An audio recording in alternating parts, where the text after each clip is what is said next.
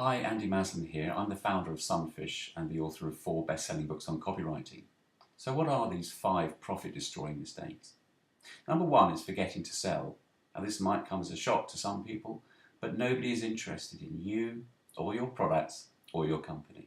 All they're interested in is themselves, and specifically this question: what's in it for me? What they want to know is how you're going to make their lives easier, better or simpler in some way. And it's a constant surprise to us how many websites and ads and brochures and sales letters just don't ever go into that detail. Mistake number 2 is to treat your reader like an idiot, describing a small discount as a fantastic saving, using a patronising tone of voice, or even plain lying. We see these things from time to time, and they don't work. Worst of all, they turn a prospect, possibly an interested prospect, into a hostile witness. Mistake number 3 is trying to be clever, trying to show off.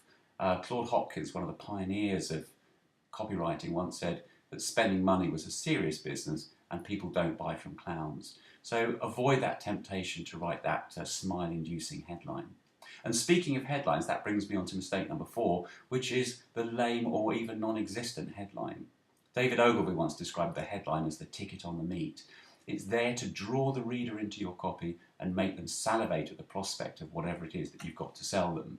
It's not the place, for example, to accompany a photograph of a contortionist and then have a line saying, "We bend over backwards to help you."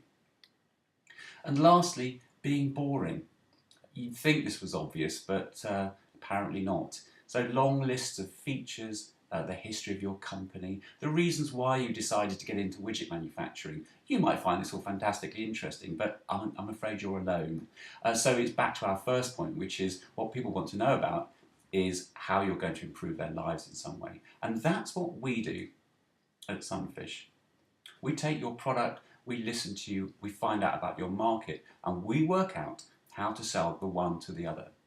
If you've got a product or a project right now that you want some help with, please give either myself or Joe a call or an email and we'll give you a no obligation quote.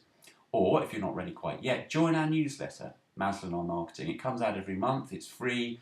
We'll show you how to write better copy for nothing. And there's a sign up box on every page on the site. Okay, that's probably enough from me. Thanks for watching.